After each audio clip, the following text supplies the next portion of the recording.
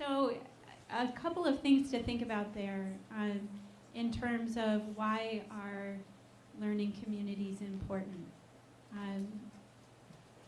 Hopefully just a few minutes together helps model what some of those reasons are.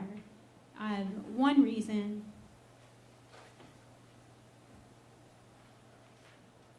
is this.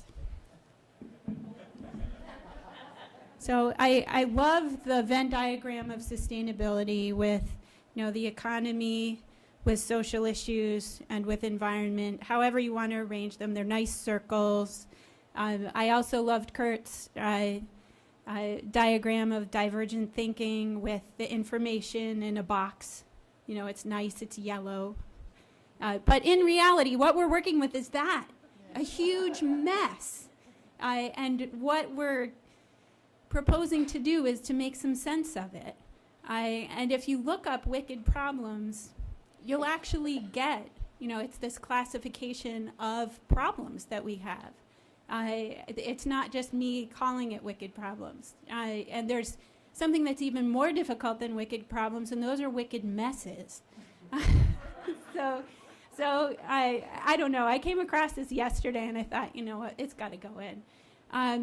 So thinking about sustainability, let's break down what some of those huge, wicked problems are that we have. Because part of what this workshop is to figure out how education fits into contributing to solutions on the ground. So let's start with environmental issues. What are some environmental issues that fall into the category of wicked problems? Waste. Okay, waste and waste issues, absolutely. Resources and our consumption of those resources, definitely. Energy consumption. Yes, and it's fine with me to include the way that we use things or the way that we consume things rather than only focusing on like what they do to the environment, say CO2 emissions. We're humans on the food chain and the amount of energy it takes and how it causes such a huge factor for climate change. Yeah, food. Providing safe food for our population globally, sure, as well as all of the environmental issues that go along with producing that food, either well or poorly. Habitat loss? Habitat loss, absolutely. Having usable water. Yes, clean water, clean air, clean soil. Biodiversity. Yes, and I was just about to switch over to social issues, and they are all interconnected as well. But poverty is certainly an issue, and not just with human populations. Others? What other social issues would fall within the realm of sustainability? Okay, the effects of our industries and corporations upon the people who either live near them or work for them or can't work for them. Political issues, yep, sure. All kinds of political policy issues. Education. Okay, access to education and the education itself, very definitely. Transportation, our, thinking about what the needs of our population are, not all our desires, but our needs, and how to go about meeting those needs in a way that's equitable and fair and just. How about economic?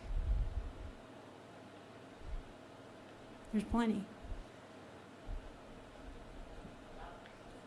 Okay, providing access to jobs or employment so that people can foster their own health and well-being.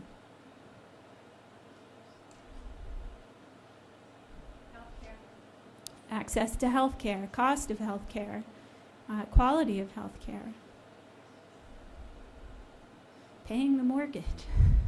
There's plenty. How do you create the kind of environmental reforms that you want to see, or the social reforms that you want to see, in a way that's fiscally responsible? That's where sustainability, well, it's that, but how do we turn it into that Venn diagram with a greater intersection between those three circles? And that's what hopefully we'll be trying to do. You know, this is we've landed in the middle of a huge mess. We didn't all make it. We've certainly contributed to it in some ways. But how do we not just create a system that can last, but how do we heal the many damages that have been done? How can we make it better than it actually was when we arrived? And those are huge tasks. No one of us can go about making a huge difference in a global sense on our own. We need each other. We are a community. And how do we make that community work well together? This is what I have to remind myself of on a very regular basis. Crawl, walk, run. Crawl, walk, run. Crawl, walk, run. And it's important as you're developing your sustainable communities, as you're going through the self-assessment tool and identifying appropriate steps and ways to grow sustainable communities at your schools, that you put yourself in this continuum on a regular basis. So when you need to crawl, crawl. It's appropriate. It's a good thing. It will set you up for being able to walk or run or grow a project to a much bigger scale. But oftentimes, if you have a great idea, it'll be on the let's run. And it may be that you need to make sure you're either walking or crawling first. Some people call it alpha testing or beta testing, but crawl, walk, run I find to be a useful piece of advice over and over again.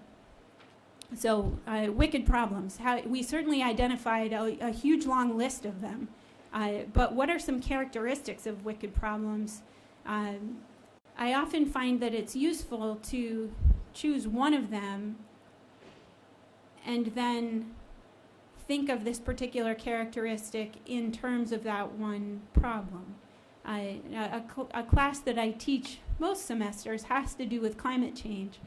So that's one that I'm really comfortable with sort of grappling on a mile-high view and figuring out how it's a wicked problem. So wicked problems, first of all, don't have one set solution. You cannot just apply one best practice. You can't apply 100 best practices. The problem itself is ongoing and not solvable. So there are certain steps that we very clearly need to take that will contribute a lot to addressing the issue. But the impacts of the already changing climate, we will need to continue to identify and adapt and work together to remain or reestablish our resilience as time goes on.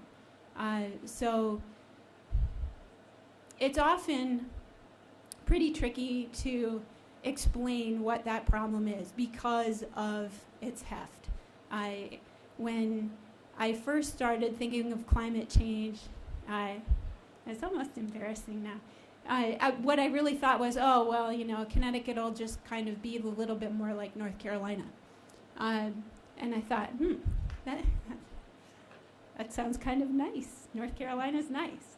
And that's a really, really oversimplified version of what climate change means, to the point that it hinders a community's ability to be able to figure out what to do about it. Unique. Figuring out what to do about a wicked problem, there's not any particular one-size-fits-all solution. There are many, many solutions which together over time will hopefully address parts of the issue. If there was 1 or 10 or 100 one-size-fits-all solutions, we'd have done them already. It would be over. But this is not the way that it unfolds. And it requires creative, adaptive, talented, skilled, young people to work on. And finally, often with wicked problems, all we need to do for them to get worse is just keep doing what we're doing. Business as usual is not just going to keep a status quo. Business as usual is what's getting us into trouble in the first place. So that creates an urgency to wicked problems that really is very daunting to think about. And when I started with the career path that I'm on, I honestly questioned whether I would be able to handle it.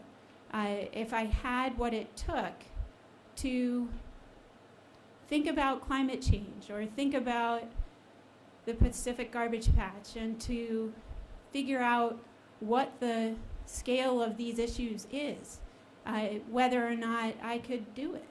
And what I've found along the way, and which is something that I find really, really important with my teaching, is that contributing to solutions is what helps me tiptoe around that abyss, for lack of a better term. That it really is empowering and it's inspiring and has fed a sense of optimism rather than the opposite. So when I hear educators discussing whether it's appropriate to expose young people to the very scary, really horrific problems that we have as societies, I have found that that's an approach that is very productive and effective. I can't say it would work for everybody, but it's something that's worked for me and for my students. So if you approach with a solutions-oriented scope at looking at the problem, it can affect all the other parts of a student's intelligences and spirit and sense of hope in a way that isn't just sunshine and puppy dogs and in a sense glossing over issues. You can really get to the heart of things with it. I'd like you to think about a particular group of students that you've worked with.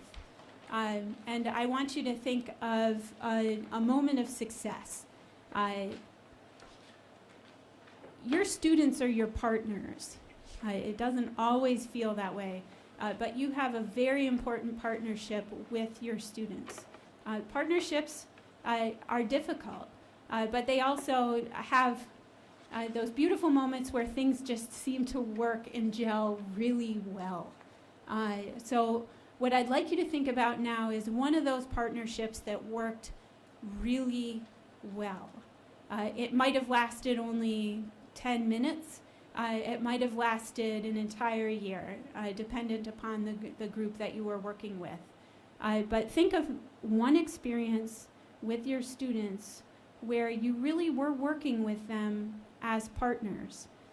What were you doing? What seemed to trigger something that was working well?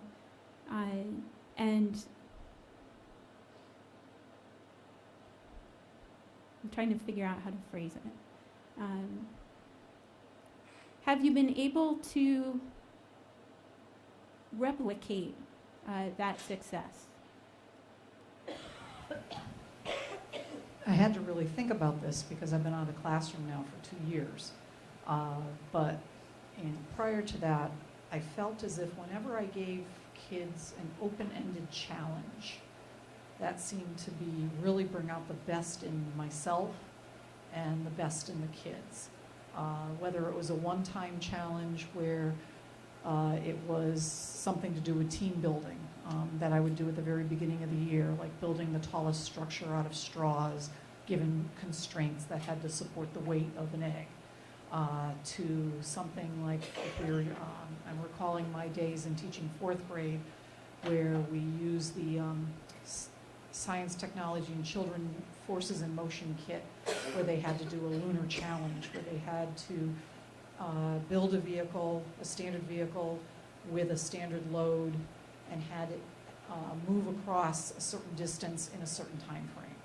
And so those open-ended pieces where there wasn't one way to do something was where I felt I truly was in that partnership and was building some sustainable skill sets with my students.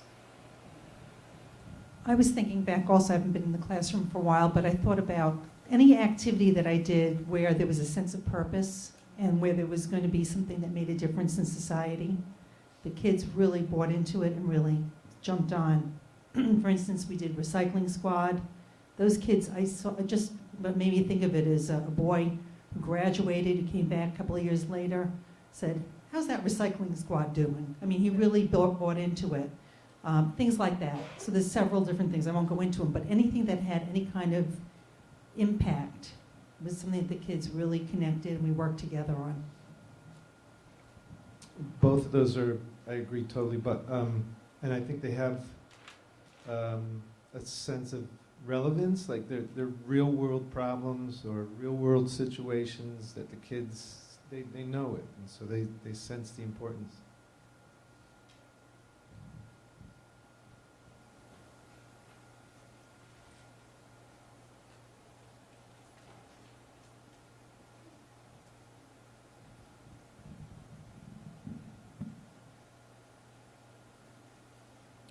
Yeah, you know, you're absolutely right. And you know, thinking of that giant mess of problems that we face, they're going to have their hands full. I coach sports too, and oftentimes what I've learned about coaching has really helped me figure out how to teach.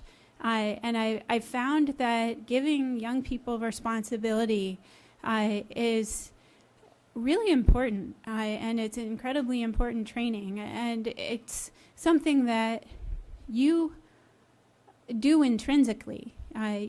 Good teachers know how to do that.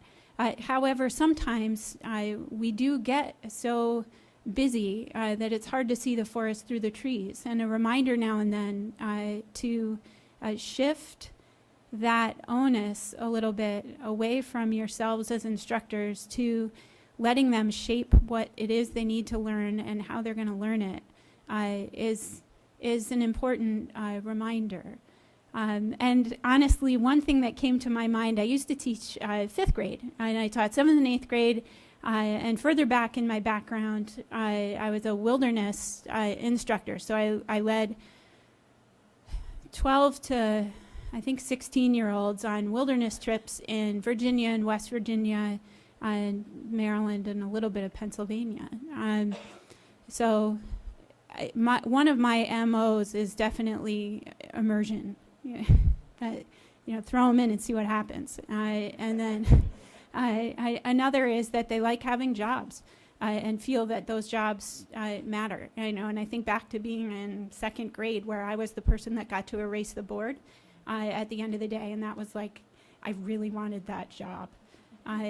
That's a pretty good reminder, and I even use those reminders teaching college students.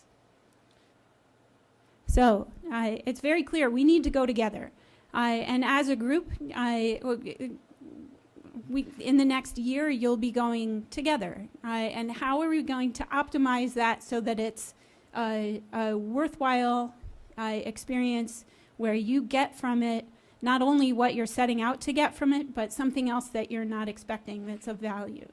How can working in a partnership or a community accelerate that go-together process?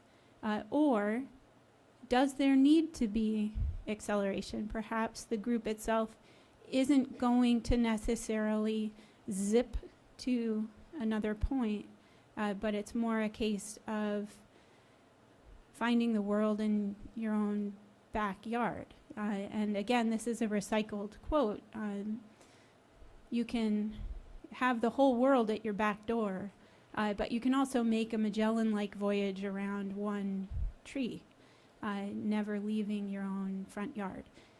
So it's important to think about the scale of the projects that you're going to be doing and who it is that will be involved with working on these projects, so that you can figure out what those temporal and spatial scales are, and sort of how deeply or broadly you're going to be doing some kind of exploration or project together. There are many types of partnerships. A few of them are based on, you know, the needs that you can identify on the right-hand side. One really, I find, easy way to engage students is in the many hands make little work type of partnership. I help coordinate our community garden at Southern, and there's plenty of work that needs to be done. The student groups don't necessarily have lots of time that they can give, or that they're being asked to attend with their classroom assignments as an enhancement to a particular course they're in. But I can make use of 22 sets of hands for 30 minutes and get more done in that 30 minutes than I would be able to do in a week and a half, and get it done better. So there's that type of partnership. There are also partnerships that are based on convenience or local proximity. You know, if there's someone in your area who it's easy to get back and forth, it's easy to meet, it's easy to connect, you have a lot in common because you're near each other, that can make a partnership very easy and very organic to develop over time, without much in the way of organization or commitment or forward thinking. Other types of collaborations can be more involved and require more of the parties who are involved. Some of those are based around a particular need that you have that your partner has and you don't. And sometimes it's money, but other times it's something else. If you're stuck trying to figure out how to make a project happen, oftentimes one way to get around being stuck is to ask yourself, okay, who has what would make this project easier for me to do? And then go from there in identifying who your partner might be.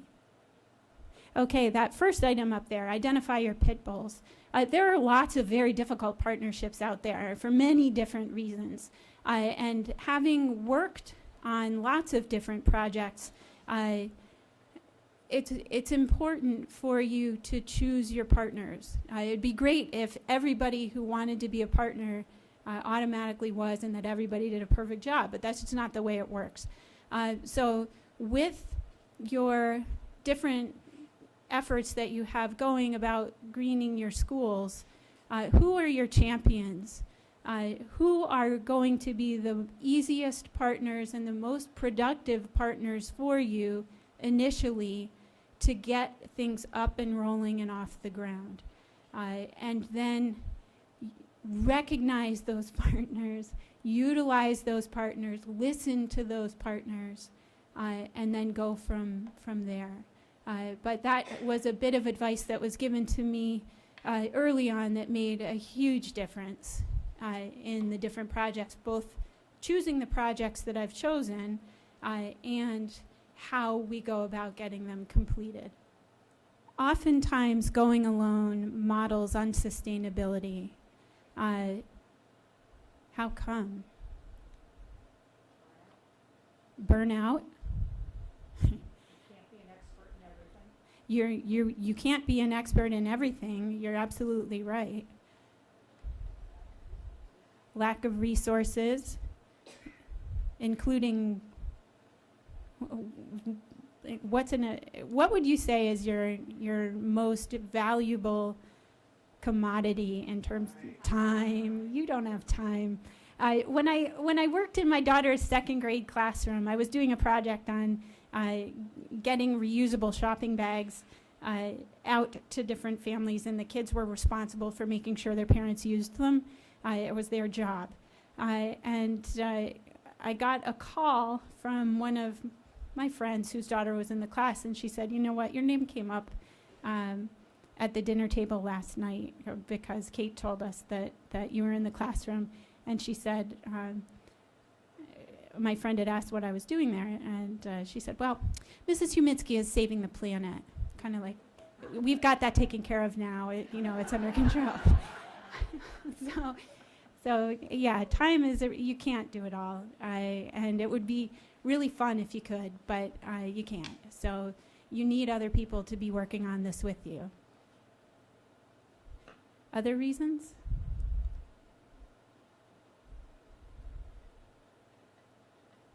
I have one. When I was up here in the beginning of the class giving you some information about this, I see each of you very serious, looking at the slides. Eventually, naturally, eyes begin to wander and things like that. And as soon as I asked you to communicate with each other, I saw smiles, I saw activity, I saw animation, I saw alertness and being engaged. And though some of it might have been like, oh, I can't wait to get out and I'm actually going to go to the movies tonight, or, you see it with your students. They're not always really on task. We need each other. It makes us happy. We're very, very social. And it's really important to integrate that into the education that you're helping foster in order for it to last. So that's just one of them. If we're all reinventing the wheel, we're sunk. We need each other, and we need each other's resources, and we need to share information. And creating that collaborative network is what's going to help us scale these projects to where they need to go. The second plus sign there oversimplifies wicked problems we face beyond school boundaries. If we create cities on a hill, even if we're incredibly productive and incredibly successful within our own schools at what we do, and you're, by example, teaching your students that your own particular community can be set aside from the rest of the community and the issues that the rest of the community faces, you're closing off some pathways for education that need to remain open. And what you're doing when you're educating the students that you have, regardless of what age they are, this extends to all ages and is carried out in age-appropriate ways, that helping them understand that the problems we face are difficult and all over the place, but which we can approach together beyond school boundaries is a really important example to set. Okay, so avoiding Dutch elm disease. Southern's in New Haven, and New Haven used to have wonderful, beautiful tree-lined streets with elm trees. And New Haven still has new tree-lined streets. New Haven is a wonderfully forested city. However, earlier in the 20th century, Dutch elm disease took out most of the elm trees there. It's the elm city, but it's not the elm city anymore. And you've referenced it here before.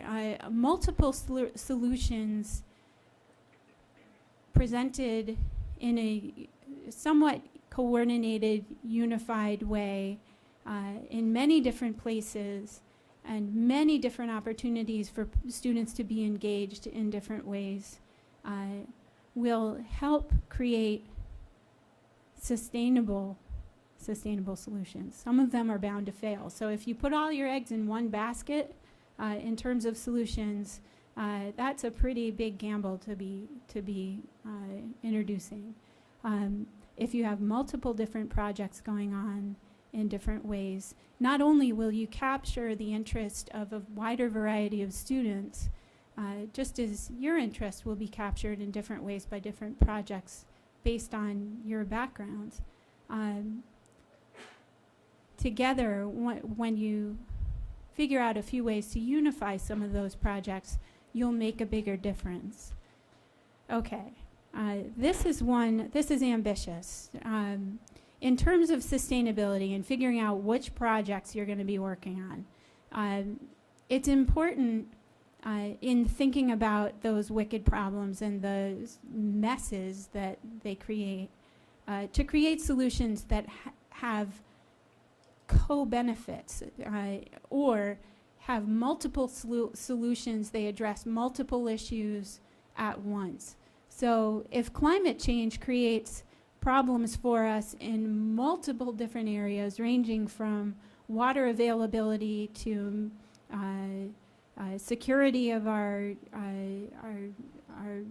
resources and space and well-being, to food availability, to extreme temperatures, storm surge, sea level rise, polar vortexes in the winter, all kinds of things, then our solutions can also address multiple areas at once.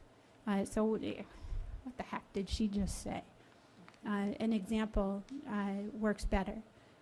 So say, wouldn't this be nice? Say $500,000 dropped out of the sky for you to work on sustainable solutions with. And the first idea that comes to mind for figuring out what to do with it is, hey, let's switch to renewable energy. Let's buy those solar panels we've never been able to afford before. Great, you know, it happens to be $500,000 that we need to install those panels.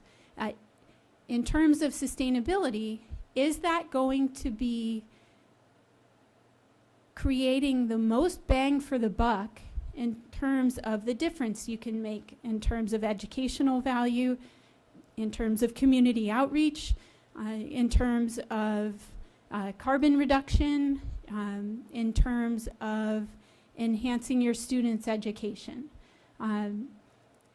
Perhaps there are other areas that would make a more significant difference for a number of different reasons. And there's a couple of examples I wanted to share that would just sort of get you thinking. One is Yale's Community Carbon Fund. It was a project that I took a look at a couple of years ago. I'm not sure whether it's still up and running. I think it is, but I thought it was a very good idea. And Yale, in order to meet certain carbon reduction goals that it had set for itself, decided rather than invest in solar with a particular set of funding that it had, that it would instead purchase all of the things that are on the right there, low flow shower heads, the programmable thermostats, more efficient lighting, and I think they also got water heater blankets and did some window caulking. So basically energy audit stuff that you can get for your own home relatively easily. But they were providing that for certain neighborhoods identified through certain community organizations and training those community organizations to help with the install. So what they found through that project was that their carbon reduction would be greater than if they had purchased the solar panels. They were connecting to certain communities that really needed some initial engagement with sustainability, and it made a much bigger difference for those communities in terms of what it then helped free up their resources to do rather than pay their electric bills. So in terms of a gift that keeps on giving, that's one that was giving a little bit more. One other example is one that I've seen a bunch of different schools work on establishing, and we've worked on establishing one at Southern. It's called a Green Revolving Fund. And basically what we are trying to do is set aside a particular amount of funding and then invest in energy efficiency that has a very rapid payback. You know, buying lights, you can pay for them quite quickly within a matter of months based on the savings that you have. But then you roll those savings into another round of projects and grow the fund. So it's sort of like compounding interest, but it's guaranteed. And you know the performance of the energy savings is going to come through for you, and that you're able to recapture it and utilize it again. There are many other ways to do that that don't revolve around money, but just in terms of conceptualizing the issue. It's basically a feedback loop. So, you know, it's a virtuous cycle rather than a vicious cycle. There are lots of ways then that you could say, okay, we need more co-benefits. How can we tweak this to include more co-benefits? And those ideas are hopefully what you can work on in the coming year. Okay, Laurel mentioned this. This is really important.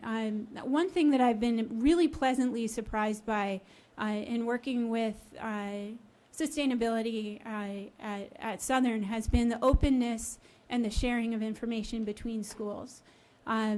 There's a wonderful online network of not just project ideas, but lessons learned, resources that have been helpful, and we can connect that through the Blackboard site for you. And many of the ideas on there, I would suggest that you look at the website for higher education sustainability. It's like my go-to thing. I used to be embarrassed to say it, that when I needed a project idea, I would just look at the ASHE website and figure out what other schools were doing and how we could adapt it for Southern.